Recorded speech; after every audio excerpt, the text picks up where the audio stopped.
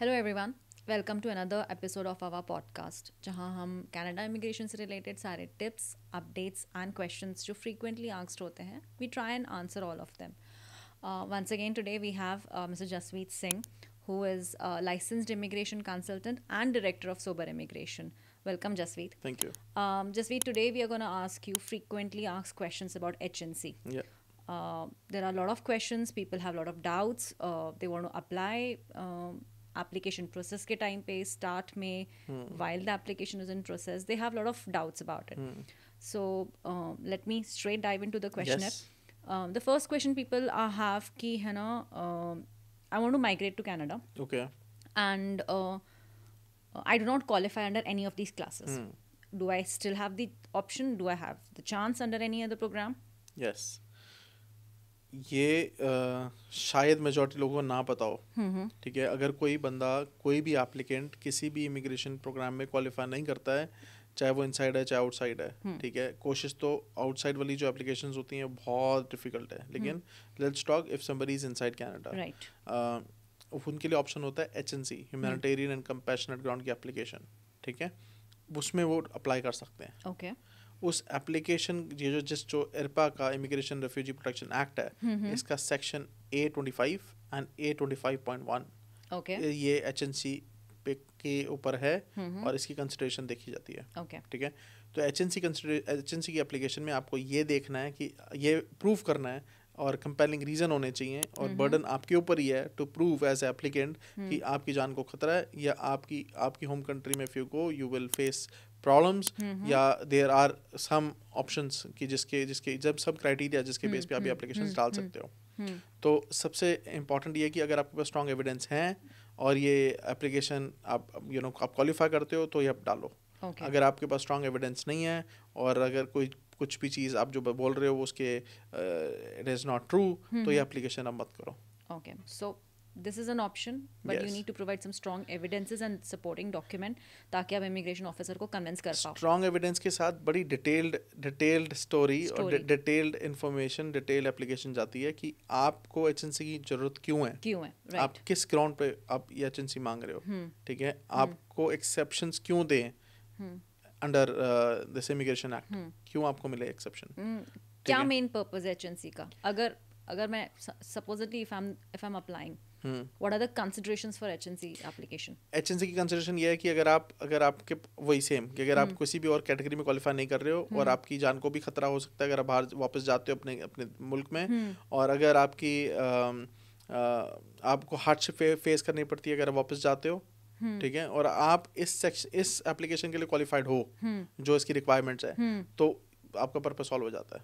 Okay, ठीक है, आपको PR मिल जाती है, आपको एक्सेप्शंस मिल जाती हैं अगर आप किसी और कैटेगरी में क्वालिफाई नहीं करते. ठीक है. एज एन एप्लीकेंट अगर मेरे को अप्लाई करना है तो उसके लिए फिर मेरे को क्या करना चाहिए? ओके, अगर आपको अप्लाई करना है तो सबसे पहले आपको ये देखना है कि आप डिस्कस योर केस. आपको सबसे पहले ये देखना है कि अगर आप इस एप्लीकेशन के लिए क्वालिफाई हो कि नहीं हो, आप किस ग्राउंड पे एप्लीकेशन डाल सकते हो. Right. हर कोई बंदा नहीं डाल सकता, तो आपके ग्राउंड तो होना चाहिए ना. जैसे for example family ties in Canada, आपके personal ties in professional ties in Canada, best interest of the child, आपकी situation in the home country, आपके ऊपर वायलेंस कोई हुआ है या hardship you will face if you go back, which should be different then a hardship. You have mentioned your refugee case if you applied for refugee case. Okay, ठीक है, तो मतलब एग्जैक्ट सेम नहीं हो सकती रिफ्यूजी में जो आपने डाला हुआ यहाँ पे. ठीक है, यहाँ पे तो वो ये देखते हैं कि आपका कनाडा में रहते हो तो कनाडा के लिए क्या करोगे, कनाडा में बर्डन तो नहीं बनोगे, Okay. और what kind of person you are. तो ये चीज़ें देखते हैं. Right. और हर बंदा रिफ्यूजी नहीं डाल सकती है, HNC की एप्लीकेशन नहीं डाल सकता. आपको देखना है if I should file it और नॉट, क्योंकि इस एप्लीकेशन में टाइम बहुत लगता है. ठीक है, तो अपना केस डिस्कस करके और राइट वे में विद राइट किसी रिप्रेजेंटेटिव को हायर करके ये एप्लीकेशन डाल लीजिए. ये एप्लीकेशन हम खुद नहीं डाल सकते. खुद भी डाल सकते हो, लेकिन इतनी कॉम्प्लेक्स एप्लीकेशन है कि इसके लिए जो केस लॉज चाहिए, इसके लिए जो रेफरेंसेस चाहिए, इसके लिए जो एक्ट को समझना और हर एक के बस की नहीं है ये, राइट. तो बड़ी इंटेंस एप्लीकेशन है. तो अगर मेरे को अप्लाई करना है तो it's better to consult somebody who knows. Yes, same way दीवा मैं हमेशा कहता हूँ, क्या आप अपने आप को कोर्ट में रिप्रेजेंट कर सकते हो? ठीक है, आंसर इज यस, आप कर सकते हो. क्या आपको करना चाहिए? आंसर इज नो, आपको नहीं करना चाहिए, क्योंकि आपकी एक्सपर्टीज ही नहीं है. राइट, तो आपको क्यों अपने आप को रिप्रेजेंट करना जब आपकी एक्सपर्टीज नहीं है, राइट? तो इसलिए जिस भी कंसल्टेंट को या जिस भी लॉयर को या जो रिप्रेजेंटेटिव को ये काम आता है और इस एप्लीकेशन का एक्सपर्ट है, जिसको नॉलेज है, उसको आप हायर करो to do your work. Okay, ठीक है। सिर्फ पैसे बचाने के लिए या सिर्फ मुझे सब पता है उसके चक्कर में अपनी लाइफ के साथ जेपटाइज मत करो, क्योंकि अगर आप सिचुएशन में आए हो तो कोई रीजन है तब आप आए हो, और आप इसके बाद प्ले अराउंड मत करो अपनी लाइफ के साथ, क्योंकि ये हो सकता है आपकी लाइफ में लास्ट ऑप्शन हो to file immigration to Canada की इमिग्रेशन के लिए। ठीक है। अगर एप्लीकेशन अप्लाई कर दी, ठीक है, व्हाट आर द बेसिस जिस पे immigration officer is looking at considering the application? जैसे आपने बताया it's a complex application, what are the few things जो इमिग्रेशन ऑफिसर पहले चेक करेगा आपकी एप्लीकेशन में कि अच्छा ये है, एंड उसके बाद at least he will try and consider, okay, and then look into your case also. Okay, इस एप्लीकेशन में प्योरली डिस्क्रिशन है वीजा ऑफिसर की, ठीक है, प्योरली कि उसको देना है कि नहीं देना है, okay. ठीक है। सबसे पहले आपको प्रूव करना है कि आपको एक्सेप्शन क्यों दी जाए, राइट, ठीक है। आपको इतने सारे प्रोग्राम्स में आप क्वालिफाई नहीं कर रहे हो और इसके अंदर भी इतने सारे हजारों लोग अप्लाई करते हैं, आपको क्यों एक्सेप्शन दी जाए, ओके, ठीक है। तो यू आर रिक्वेस्टिंग कि मेरे को एक्सेप्शन दो और मेरे को ग्रांट करो, योर एचएनसी मेरी अप्रूव करो, तो वो वीज़ा ऑफिसर के लिए बड़ा मुश्किल होता है। उनके कुछ गाइडलाइंस दी हुई हैं, कुछ उनको मैनुअल्स होती हैं उनके पास, गाइडलाइंस होती हैं, मैनुअल्स होती हैं, जो ये सेक्शन है इसको एक्सप्लेन किया होता है कि किस किस क्राइटेरिया में क्या क्या चीज़ आपको कंसिडर करनी है। तो दे हैव देयर ट्रेनिंग कि क्या क्या करो और क्या ना करो। एंड ऑफ द डे जो बर्डन है प्रूफ करने का वो एप्लीकेंट के ऊपर है कि आप उसको प्रूफ कर पाते हो कि नहीं। आपको प्रूफ करना है कि under what section you qualify, आपको प्रूफ करना है कि कौन सा क्राइटेरिया आपके ऊपर फिट बैठ रहा है, एंड फिर उसके बाद वीजा ऑफिसर की मर्जी होती है कि आपको वो देना चाहता है कि नहीं देना चाहता, आपको कंसिडर करना चाहता है कि नहीं करना चाहता। लेकिन उसके पास तो उसने अपने गाइडलाइंस फॉलो करनी है, रूल्स फॉलो करने हैं, फिर भी उसको डिस्क्रिशन है। अगर आप प्रूफ कर देते हो उसके बाद उसकी डिस्क्रिशन है। If the visa officer thinks कि आप क्वालिफाई नहीं करते तो आपको रिफ्यूजल दे देता है। इफ वीजा ऑफिसर थिंक्स कि आप क्वालिफाई करते हो, your application is nicely done and he can consider, तो उसके बाद वो अपनी मैनुअल्स और हर चीज चेक करता है कि किस एंगल पे किस सेक्शन में ये एप्लीकेशन ठीक है, ठीक है। और एंड ऑफ द डे वो उसकी मर्जी है, और इस पर टाइम पूरा लगाते हैं, बैकग्राउंड चेक भी करते हैं, ठीक है, हर चीज लगाते हैं। उन्होंने ये देखना है कि आपने कुछ झूठ तो नहीं बोला, राइट। आई एम श्योर अगर ये इतनी कॉम्प्लेक्स एप्लीकेशन है तो they would, I mean, apply करने के लिए there are guidelines, yes, and then to accept it also as for an immigration officer to even consider it, there are certain guidelines, and then once it is considered, after that also there's quite a bit of scrutiny of the application. yes, ठीक है, got it. अच्छा ये बताएं, who is eligible under this? Can anybody apply, या कुछ restrictions हैं कि अगर आप इसमें हैं तो ये नहीं, इस you're not eligible to apply for this?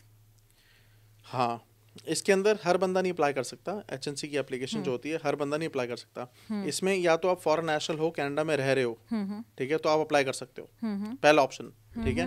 और सेकंड ऑप्शन है अगर आपको रिफ्यूजी एप्लीकेशन में डाली है वो रिजेक्ट हो गई है, ओके, ठीक है।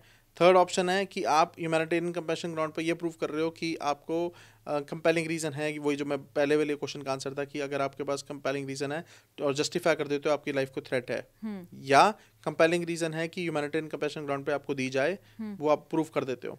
आप किसी और पीआर एप्लीकेशन में क्वालिफाई नहीं करते कनाडा में, जैसे स्पाउसल में क्वालिफाई नहीं कर रहे, केयर गिवर में नहीं कर रहे हो, रिफ्यूजी आपका रिजेक्ट हो जाता है उसमें नहीं करते, तो आप एचएनसी की एप्लीकेशन डाल सकते हो। आई मीन बाकियों में नहीं।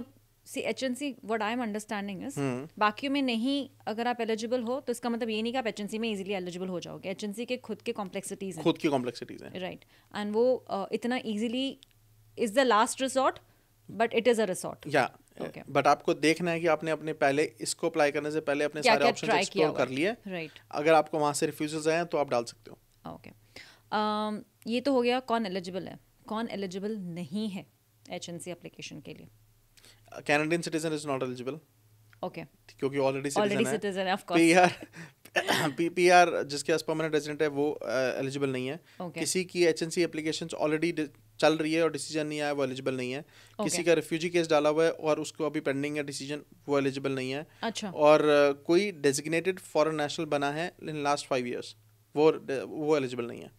Okay, fine, these are the criterias in which you are not eligible. अगर किसी ने डाली हुई है और उसका रिजल्ट नहीं आया, एचएनसी की एप्लीकेशन डाली हुई है, रिजल्ट नहीं आया तो एलिजिबल नहीं है। राइट, रिफ्यूजी बट अगर आके रिफ्यूजल हो चुकी तो दोबारा है डाल देन सकते आई हो, कैन रीअप्लाई। रीअप्लाई ठीक है, under some other section, right. Okay कुछ सिचुएशन आपकी लाइफ में चेंज होगी तो आप तब डाल सकते हो। ओके, और अगर आप रिफ्यूजी की डाला हुआ है और डिसीजन पेंडिंग है तब आप नहीं डाल सकते। तब आप नहीं डाल पीआर हो सकते, तब नहीं डाल सकते, सिटीजन हो कनाडा नहीं के डाल तब नहीं डाल सकते। We have one more question. The question is, I am being required to leave Canada, but I no longer possess any personal, social, and employment connections with my home country. Can this be considered in my HNC application? Yes, this can be considered, लेकिन Okay. उसकी शर्त है, अगर आपकी अगर आपकी एचएनसी application में दम नहीं है, ठीक है, स्ट्रॉन्ग एविडेंस नहीं है और आपके पास कोई कंपेलिंग ग्राउंड नहीं आपने दिया अपनी एप्लीकेशन में, तो ये एप्लीकेशन का डिसीजन तो नेगेटिव है, ठीक है, Okay. रिफ्यूज हो जाएगी। लेकिन अगर आपकी एप्लीकेशन में दम है, आपकी एप्लीकेशन में कंपेलिंग रीजन है, ठीक है, आपने इवन बहुत अच्छे एविडेंस दिए हैं, Right. तो आपकी एप्लीकेशन कंसिडर होगी। उसमें फिर ये एडिशनल फैक्टर्स भी कंसिडर होंगे कि आपका पीछे back to your home country अगर आप जाते हो तो हार्डशिप फेस करोगे, आपके वहाँ पर्सनल सोशल कनेक्शन नहीं है और वहाँ पे कोई सपोर्ट नहीं है, तब ये कंसिडर तब होंगे, Okay. ठीक है। सिर्फ इनके बेसिस पे कि मेरे पास पीछे एम्प्लॉयमेंट नहीं है, मेरे पास पीछे हार्डशिप होगी के बेसिस पे एचएनसी प्रूव नहीं होगी, Okay. ठीक है, ये कोई क्राइटेरिया नहीं है। लेकिन अगर आपके पास जेन्युइन क्राइटेरिया है, कोई और रीजन है, तब ये एडिशनल उसके अंदर सपोर्टिंग बनेंगे, This could be the supporting supporting one, points तब as इनको well. कंसिडर किया जाएगा। Okay. लेकिन अगर आपके पास कोई और कंपेलिंग स्ट्रॉन्ग रीजन नहीं है तो इनको कंसिडर भी नहीं किया जाएगा, Right. तो क्या अपनी एप्लीकेशन रिफ्यूज हो जाएगी। Refuse हो जाएगी। तो ये कॉमन क्वेश्चन आता है, लेकिन विच इज गुड क्वेश्चन जिसने भी पूछा है, और Okay. उसके लिए क्लैरिफाइड आंसर है। Okay. Another one is, can inadmissibility be waived under HNC assessment? Yes, Okay. अब इसका भी सेम आंसर है अच्छा, कि अगर आपके पास कंपेलिंग रीजन है, अच्छी स्ट्रॉन्ग एप्लीकेशन लगी हुई है किसी और ग्राउंड पे, अगर तो नहीं है, स्ट्रॉन्ग नहीं है, तो आपकी रिफ्यूज हो जाएगी। अगर है आपकी application strong on humanitarian compassionate ground application, तब आपकी एडमिसिबिलिटी रिमूव हो सकती है। Okay. Inadmissibility. रिमूव कर सकते हैं, जो मेडिकल है, फाइनेंशियल है, क्रिमिनल है, मिस रिप्रेजेंटेशन है, Okay. इन सारी की सारी आपकी रिमूव कर सकते हैं। वीजा ऑफिसर एक्सेप्शन अगर- आपको मिल जाएगा अगर आपकी एप्लीकेशन स्ट्रॉन्ग Strong है, है। बहुत अच्छे डॉक्यूमेंटेशन लगे हुए हैं, बहुत अच्छी एप्लीकेशन स्ट्रांगली दी हुई है, तब And you're able to convince immigration Yes. officer कि आपने जो documents and evidences लगाए हैं, वो सब सही they है, are true. they are true। Okay. ठीक है. Another question is कि are children directly affected by immigration decisions also considered in HNC application? ये बहुत बड़ा फैक्टर है, this is called best interest of the child. Okay. बहुत बड़ा factor है। तो जब किसी भी फाइल पे डिसीजन होना है और बच्चा इन्वॉल्व है छोटा, Okay. चाहे वो कैनेडियन बॉर्न है, चाहे वो फॉरेन बॉर्न है, आउट ऑफ कनाडा बॉर्न है, और वो इन्वॉल्व है, तो ये बहुत बड़ा रीजन बनता है। Minor, under 18 year of under age. 18 ये बनता है कि best interest of the child इस पे लागू होता है। अगर माइनर नहीं भी है, बड़ा भी है, तो Okay. उसको फॉर एग्जांपल पिछले 10 साल से कनाडा रह रहा है या 7 साल से कनाडा रह रहा है, यहाँ की यूनिवर्सिटी में पढ़ रहा है, तो उसका फ्यूचर यहाँ पे है, तो Okay. आपको कन्विंस करना वीजा ऑफिस को Right. अगेन। और best interest of the child ही एक मतलब ऐसे तो बहुत सारे फैक्टर्स हैं, Right. This is the main major factor जो ह्यूमैनिटेरियन ग्राउंड पे ये देखते हैं, या तो सीनियर्स का या बच्चों का, Okay. ठीक है, तो ये अफेक्ट करता है। ये जो भी पूछ रहा है उसके लिए यस है। Okay. There's one more.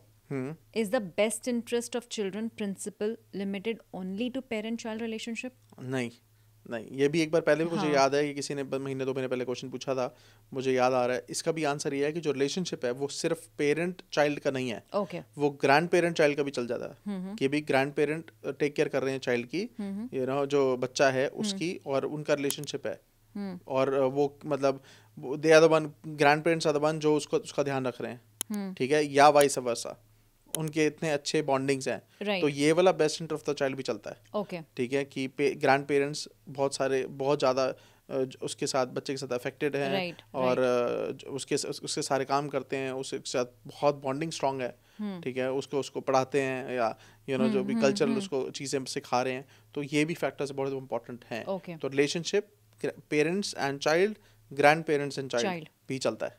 Okay. That is also valid. Yes yes. Okay. There's another question. I think HNC has very interesting questions. It's a complicated Yes. application, है ना? So, are there any instances when individuals who are not categorized as immediate family members considered a family of a class?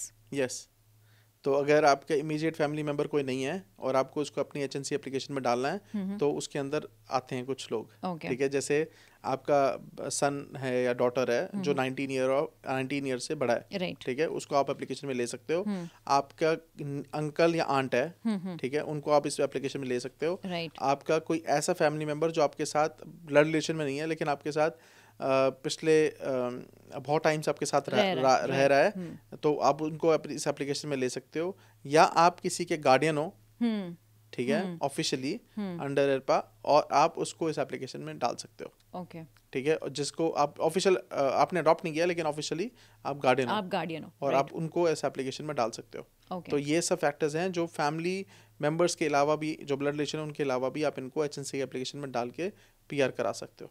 अच्छा, okay. There's another one.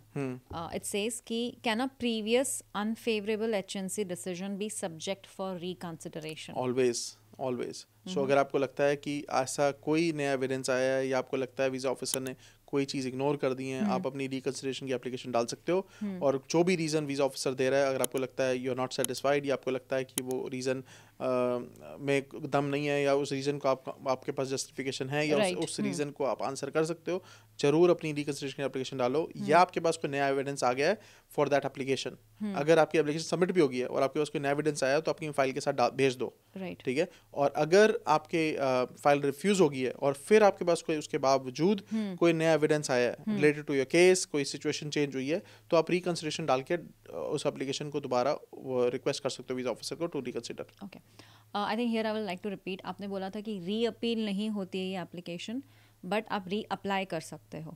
तो इसमें नहीं appeal का इसमें नहीं कहा था मैंने, वो spousal open work spousal sponsorship में कहा था जो इनलैंड है। ओके, एचएनसी की एप्लीकेशन में अगर ये रिजेक्ट होती है तो आप रिफ्यूज होती है तो आप रिकंसिडरेशन डाल सकते हो, या ये एप्लीकेशन आप दोबारा सबमिट कर सकते हो ऑन डिफरेंट ग्राउंड्स। ठीक है, पहले आपने best interest of the child डाला था, सेकंड टाइम जब आप एप्लीकेशन डाल रहे हो तो आपका हो सकता है आपकी लाइफ को कोई थ्रेट है, जैसे फॉर एग्जांपल कोई हेल्थ इशू आ गया आपको या कोई और सिचुएशन चेंज हुई है, तो उस बेसिस पे भी डाल सकते हो। ओके, ठीक है, got it, my mistake. The other one is can I file multiple HNC applications at the same time? No, बड़ा कॉमन क्वेश्चन है लेकिन नो, यू कैन नॉट। तो आपने एप्लीकेशन डाली है एचएनसी की, आपकी जब तक वो रिफ्यूज नहीं होती, डिसीजन नहीं मिलता, आप दूसरी एप्लीकेशन नहीं डाल सकते। जब उस पर डिसीजन आ गया, रिफ्यूज हो गया, तब आप दूसरी एप्लीकेशन डाल सकते हो। मल्टीपल सेम टाइम नहीं डाल सकते, सेम टाइम पे मल्टीपल नहीं डाल सकते, ठीक है। Okay, another one is I have a pending refugee claim. Can I also file an HNC application at the same time? Same answer. अगर आपका अगर आपका पेंडिंग रिफ्यूजी केस क्लेम है तो आपको पहले वो विड्रॉ करना पड़ेगा, तब आप ये एचएनसी की एप्लीकेशन डाल सकते हो। और either wait for the decision of the refugee application। हाँ, अगर वो अप्रूव हो जाता है तो आपको डालने की जरूरत नहीं है, अगर वो रिजेक्ट हो जाता है तो आप डाल सकते हो। ओके, ठीक है। My refugee application was rejected by the IRB less than 1 year ago. Can I already apply for an HNC application? Okay, इसका आंसर यस है, आप कर सकते हो, लेकिन इसकी कंडीशन है, ठीक है। नॉर्मली उन्होंने बार लगाया हुआ है कि आप एचएनसी की एप्लीकेशन रिफ्यूजी रिजेक्ट होने के 12 महीने बाद, after 1 year you can apply. लेकिन अगर आपका बच्चा इन्वॉल्व है, बच्चा आपके साथ है which who is minor under 18, तो आप 12 महीने से पहले एप्लीकेशन डाल सकते हो, ठीक है। और सेकंड इनकी कंडीशन है कि आपको ऐसी कोई इलनेस है, कोई ऐसी मेडिकल प्रॉब्लम है जिसका इलाज जो लाइफ थ्रेटनिंग है और इसका इलाज आपकी कंट्री में नहीं है, या इजीली अवेलेबल नहीं है। In that case, within 1 year you can apply. Under 1 year, yeah, you don't have to wait for 1 year. आप उसके पहले अपनी एप्लीकेशन एचएनसी ग्राउंड पे डाल सकते हो। Apart from these two reasons, you have to wait for a year. You have to wait for 1 year और उसके बाद एचएनसी की एप्लीकेशन लगती है। Okay. Next one is there a need for biometrics? Yes. Okay. So biometrics आपको कराने पड़ेंगे, जब भी आपको biometrics की रिक्वेस्ट आएगी, अपने biometrics आपको कराने पड़ेंगे। Okay. The next one is how can I check the status of my application? आप एचएनसी एप्लीकेशन का स्टेटस गवर्नमेंट की वेबसाइट पे जाके चेक कर सकते हो। IRCC की वेबसाइट पे जाके चेक कर सकते हो। Okay. अगर आप यूएस और कनाडा के अंदर हो तब भी आप कर सकते हो। अगर आप ओवरसीज हो, एचएनसी की एप्लीकेशन प्रोसेस में, तो आपको उनको ईमेल करके या मेल करके चेक करना पड़ेगा। अच्छा, okay. The another one is can I withdraw my HNC application? Yes, you can withdraw your application. Okay. तो अगर आपको अपनी एप्लीकेशन एचएनसी की विड्रॉ करनी है तो सेम थिंग आपको उनको ईमेल करनी पड़ेगी या उनको मेल करना पड़ेगा उनके वैंकूवर एड्रेस पे कि we need to withdraw our application Okay. With your first name, last name, UCI number and file number. Okay. Last question. But I'm sure not the least, because many questions keep coming after this also. How long is the processing time for HNC application? I think the very important question. सबसे important question है और सारे यही पूछते हैं, जो डालता है वो भी, जो नहीं डालना चाहता वो भी, या जिसकी मजबूरी है वो भी. HNC एप्लीकेशन सबसे ज़्यादा टाइम लेती है as compare to normal other applications. और हम सबको साफ साफ बता देते हैं कि इस एप्लीकेशन में 2-3 साल लगेंगे. ठीक है. और also depending on complexity of the case, depending on आपकी एप्लीकेशन कैसे लगी हुई है, तो उस वो भी फैक्टर्स कंसिडर होते हैं. और depending what who is working on your case, like कौन सा वीजा ऑफिसर काम कर रहा है. Some visa officers like to work slowly in the sense कि हर चीज बारीकी से चेक करना, हर चीज को बिल्कुल ध्यान से चेक करना है. और some visa officers would like कि हमें मतलब they are precise, they know, but quick, you know, जल्दी करना है. तो sometimes all depends, you know, circumstances हैं, तो depends. But on an average 22 महीने से 36 महीने लगते हैं after you submitted the application. Yes. Okay. और ये 2 स्टेप प्रोसेस होता है, stage 1 and stage 2. But yes, अब पूरा प्रोसेस में 22 महीने से 36 महीने का टाइम लगता ही लगता है. 22 to 36 months. ओके, ठीक है. I think that was one of the last questions for the day, Jasveet. Thank you so much. No problem. इतने सारे questions we had for you and you've very nicely elaborated on them. Future में भी कुछ रहेगा तो we'll definitely get back to you. So guys, if you have absolutely any questions, if you need any assistance Canada immigration से related, connect with Sober Immigration. They are licensed immigration consultants and they can help you. Thank you so much. Thank you, Deepa.